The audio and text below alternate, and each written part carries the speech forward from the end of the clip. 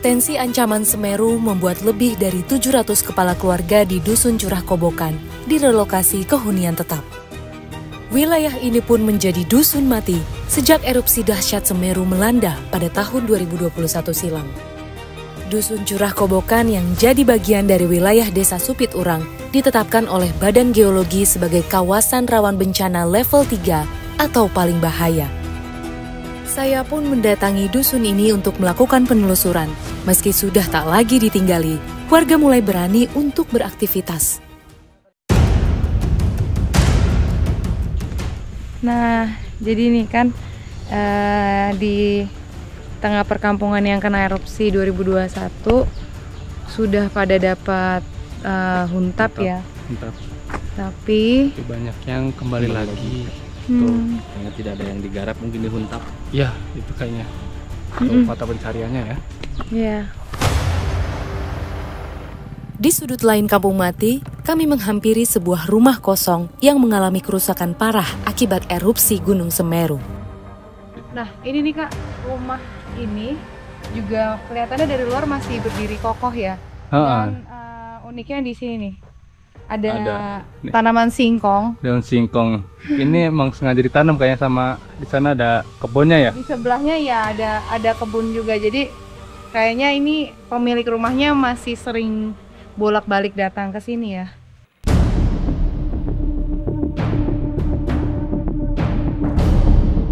Fakta yang kami temui di tengah status waspada Gunung Semeru cukup mendebarkan.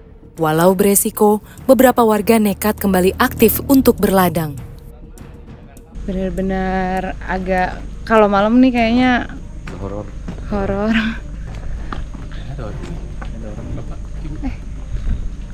Pak, Bu, lagi-lagi kita ketemu warga yang kembali ke rumah. Ih, halo Bapak.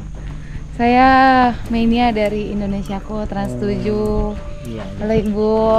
Gimana kayak gini ini? Nggak apa-apa. Nah, ini bagian belakang rumah Pak Umar ya Pak? Iya, bagian belakang. Oke, ini ada hewan ternak ya Pak, kambing. Di sebelah sini ada ayam. Kalau punya uang kan dibenarkan kan ya. Ini ditambal-tambalin. Oh gitu. Nah, ini salah satu temuan baru juga ya Pak. Ternyata kembali ke sini selain untuk ya sumber penghasilan dari pertanian atau peternakannya. Nah, ini ada juga yang seperti Pak Umar, yaitu membetulkan bagian rumahnya yang sempat hancur karena erupsi Semeru 2021 gitu. Jadi asbesnya ditambahin ya Pak ya. Kayak gitu dibaikan. Dibenahi. Kenapa Pak? Kenapa Bapak memperbaiki rumah yang sebetulnya kan sudah tidak ditinggali lagi gitu? Duh kan saya kalau kerja di sini kan nginep itu kan kalau kebocoran ada hujan itu kemana saya? Gitu. Kan gitu. Oke. Karena Bapak masih sering pulang ke sini nginep gitu ya. Jadi supaya untuk tempat berteduh ya Pak dari hujan panas. Oke. Pasangan lansia ini menggantungkan hidup dari hewan ternak yang ditinggal di sini.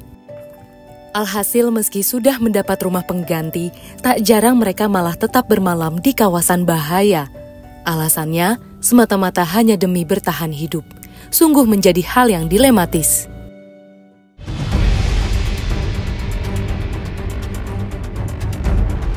Nah, dari rumah-rumah yang kita temui, nggak semua bangunannya itu rata dengan tanah. Ada yang masih berdiri kokoh seperti ini, tapi ya tertimbun gitu.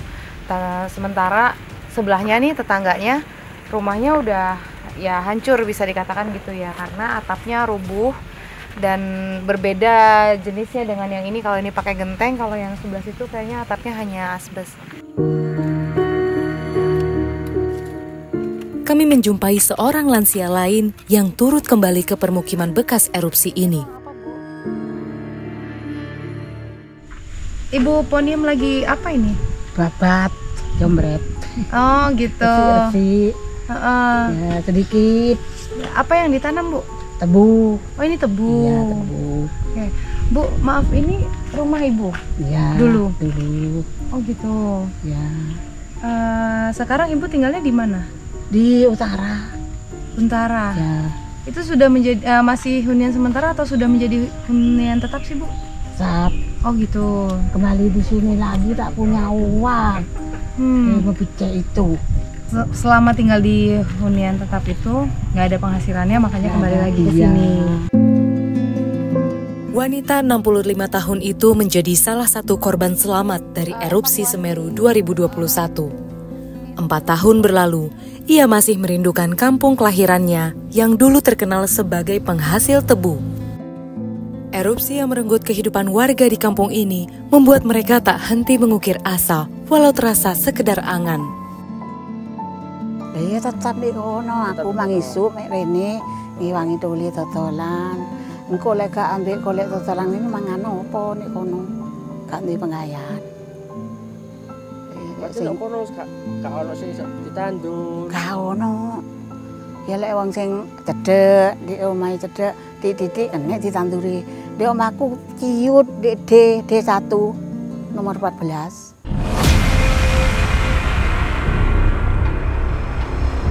Sekarang keliling-keliling ya kampung ibu.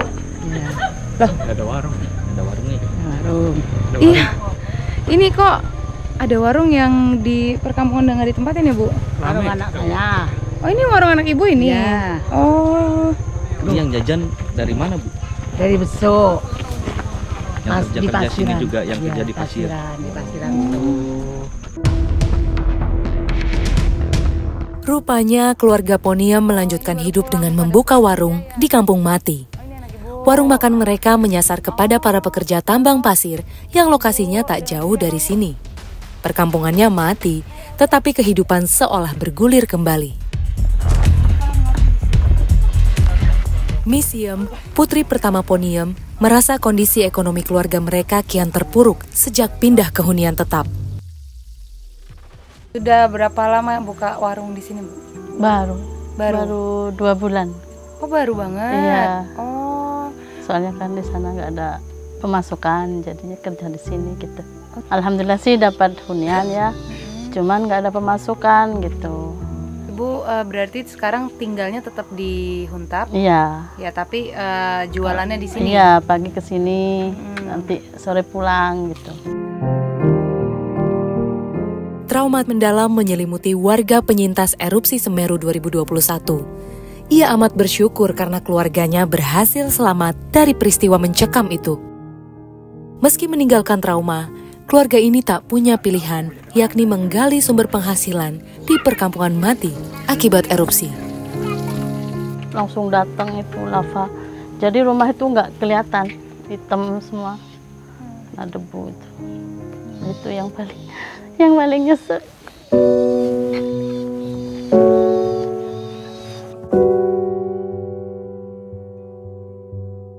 Waktu itu anak saya kan ada di madrasah.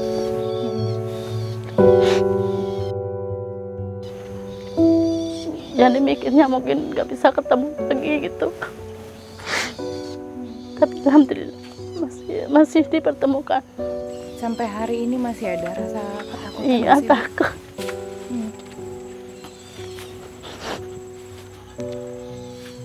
Kadang kalau ada hujan angin gitu ya masih takut. Tapi Ibu nggak punya pilihan lain ya? Tetap harus berada di sini Iya, ya? ada pilihan lain. Kan anak masih sekolah di sini. Trauma Ibu sebesar apa sih? Ya trauma banget gitu. Bahkan dulu habis kejadian berani ke sini itu 1 bulan. Baru berani ke sini. Udah kayak kiamat gitu, wes. Kan udah lampu langsung mati, hawa panas kan masuk ke dalam rumah. Terus lari ke belakang, rumah ambruk, ke depan juga ambruk. Jadi ada di tengah-tengah, di bawah pintu gitu. Putra kedua dari keempat anak Poniam ini bertugas untuk mengantar pesanan makanan ke lokasi para pekerja tambang pasir. Dari warung, area menambang hanya berkisar 1 kilometer. kawasan yang terbentang seperti gurun pasir lava Semeru saat ini menjadi sumber penghidupan sebagian besar masyarakat yang selamat dari erupsi. Di sini tuh masih banyak warga yang menambang pasir gitu. Ya, makanya buat makannya carinya di sini.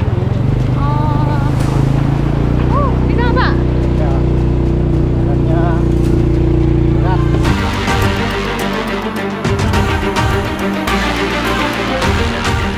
Tak disangka aktivitas para pekerja di sini membuat keluarga Bu Poniem mampu bertahan hidup. Di sisi lain, saya terkejut dengan masifnya kegiatan para penambang pasir di sini. Bahkan, sebagian besar dari penambang ini merupakan warga yang telah direlokasi. Jadi benar-benar hunian tetap itu tidak benar-benar ditinggali ya? Iya, Nggak ditempatin? karena mata pencarian sama lahannya penduduk itu nggak ada. Ya, penggantiannya cuma rumah tadi kata Bapak.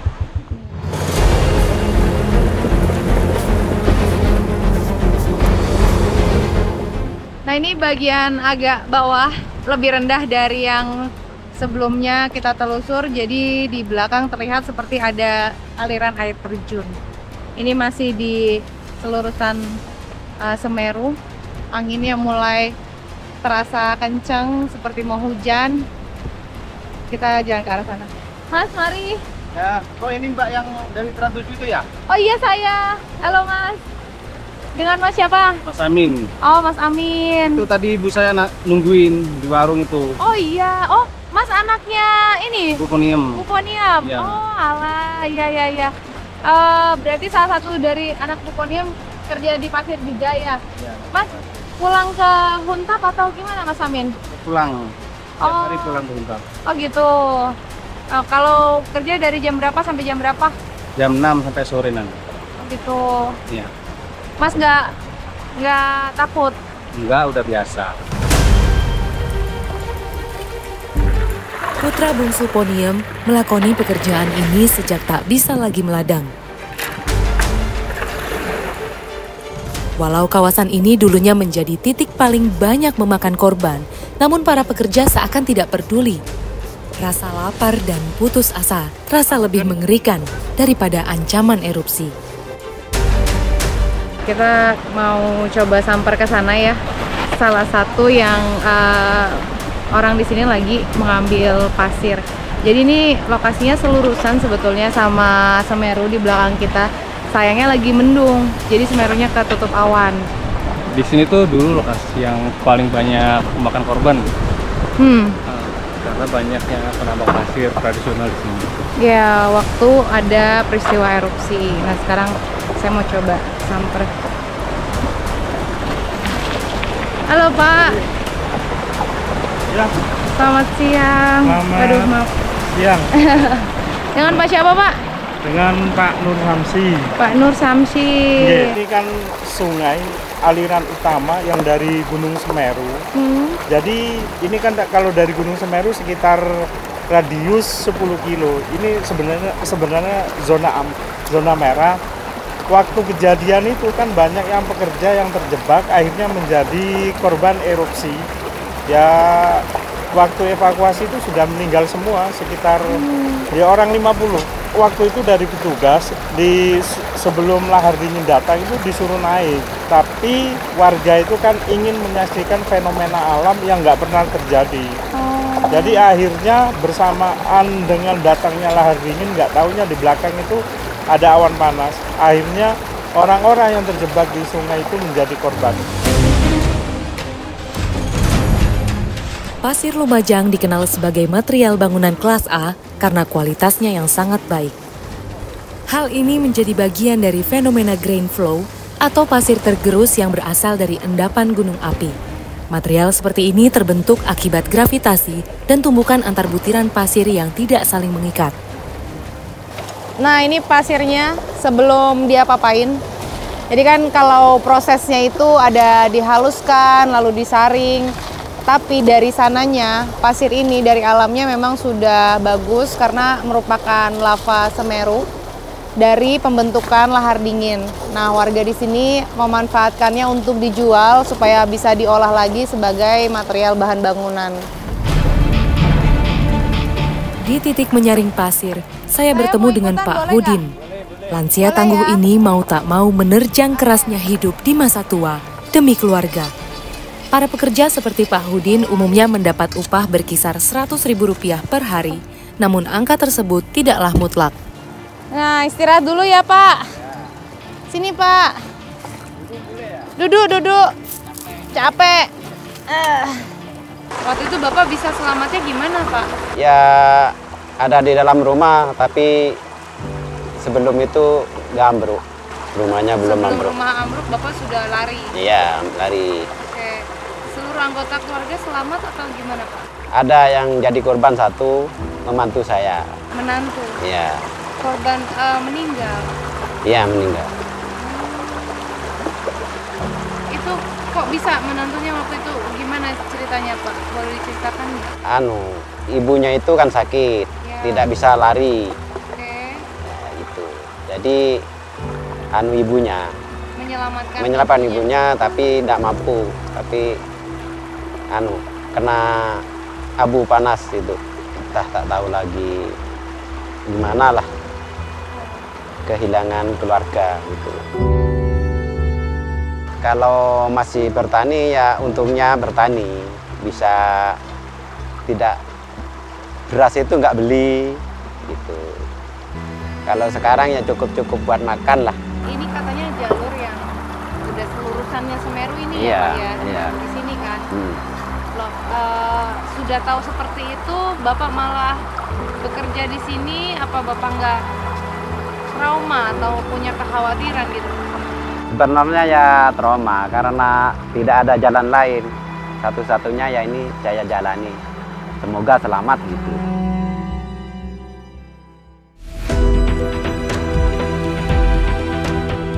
Erupsi tahun 2021 menjadi mimpi buruk bagi seluruh warga di kaki Gunung Semeru. Keluarga Pak Hudin yang sudah menetap di sini sejak tahun 90-an tak menyangka akan kehilangan tempat tinggal, sumber pendapatan, bahkan kehilangan menantunya. Rumini adalah istri dari putra pertama Pak Hudin, Imam. Imam kehilangan istri sekaligus mertuanya saat peristiwa erupsi. Kala itu, Rumini sedang merawat ibunya yang tidak bisa berjalan karena sudah sepuh. Saat bencana tiba, Rumini tidak berlari. Ia malah mendekap ibunya hingga ajal menjemput keduanya. Sosok Rumini dan ibunya Salamah sempat ramai menjadi sorotan sebab kisah dramatis di balik temuan jenazah mereka. Itu yang ngabarin ketemunya istri saya itu pagi, Mbak. Itu saudara saya. 1 hari setelahnya? Iya. Saya cuma lihat Jaki aja, gimana nanti nasibnya tanpa ibu gitu. Baru kangen. Ya.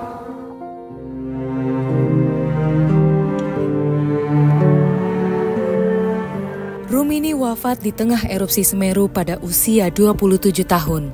Kala itu, Imam dan Rumini baru menapaki 5 tahun pernikahan. Hingga detik ini, Imam tak terpikir untuk mencarikan ibu sambung bagi Zaki anaknya. Ia masih sangat mencintai mendiang istrinya.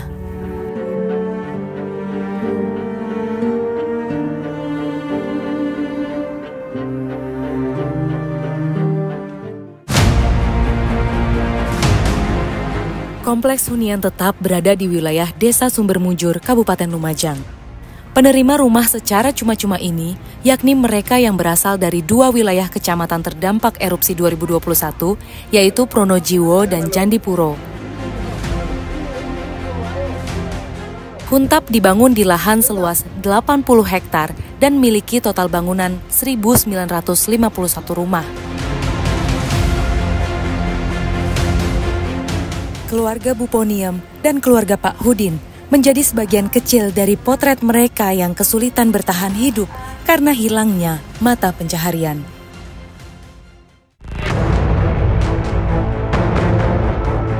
Hilangnya permukiman yang paling dekat dari Semeru akibat relokasi, artinya membuat perkampungan lain dinobatkan memiliki radius jarak paling dekat dengan Gunung Semeru saat ini. Misi Mbak.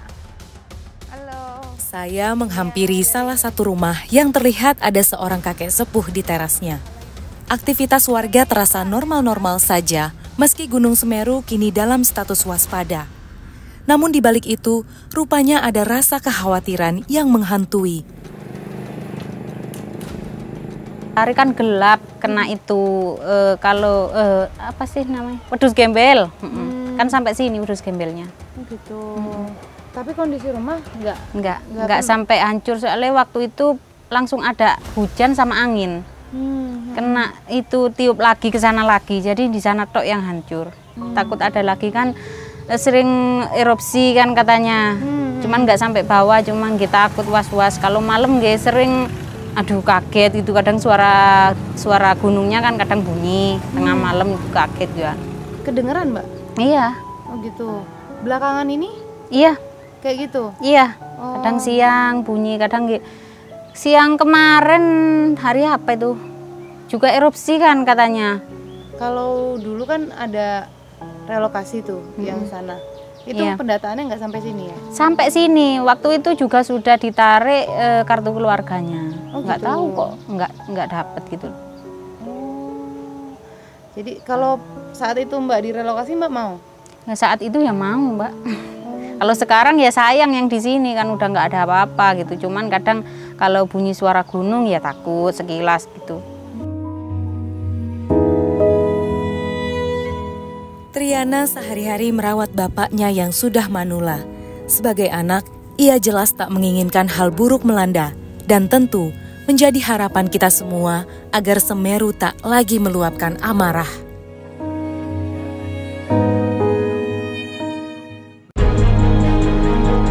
Status Semeru saat ini kan di waspada ya, level 2 waspada.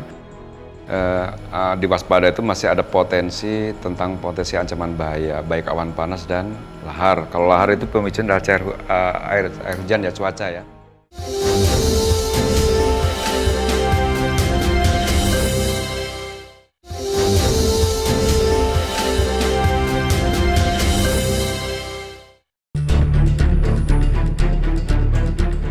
Berada dalam kawasan cincin api Pasifik atau Ring of Fire, membuat Indonesia harus menerima dua hal. Tanah yang subur dan kaya akan kandungan mineral, sekaligus juga menyimpan potensi ancaman bahaya dari letusan 127 gunung berapi aktif yang tersebar di seluruh Nusantara. Oh, ini CCTV. Nah, jadi berapa ini dipasang Pak? Ini modernisasi tahun 2021. Oh, 2023. Ya, jadi sebenarnya sebelum sudah ada beberapa CCTV ya, tapi karena dengan adanya modernisasi peralatan, waktu itu memang diperlukan, maka ditambah stasiun CCTV menjadi kurang lebih 6. Sebenarnya ada 9 waktu itu, tapi ada beberapa yang ada masalah, jadi bentuk kita ini sekarang. Tetapi ini cukup membantu sekali ketika kita melakukan pemantauan visual. Terutama untuk warga yang tinggal dan hidup di sekitar kaki gunung berapi seperti Semeru. Bencana tidak bisa dihindari, tapi bisa diantisipasi dan dampaknya bisa ditanggulangi. Warga harus patuh dengan aturan yang diberlakukan, tapi pemerintah juga harus memikirkan sumber penghidupan warga. Sebenarnya kalau lihat status Semeru saat ini kan di waspada ya, level 2 waspada. Di waspada itu masih ada potensi ancaman bahaya, baik awan panas dan lahar. Kalau lahar itu pemicunya adalah air hujan ya, cuaca ya. Tapi kalau awan panas itu tergantung dari anomali perubahan bentuk di kawah dan sekitarnya. Nah, sampai pertengahan tahun ini cukup kecil, tetapi kemarin juga sempat ada awan panas karena memang sepertinya ada volume penambahan walaupun tidak signifikan. Kalau letusannya yang terjadi memang sih setiap 20 menit sekali memang ada letusan. Tapi yang kita pantau adalah pergerakan ancaman awan panas dan lahar.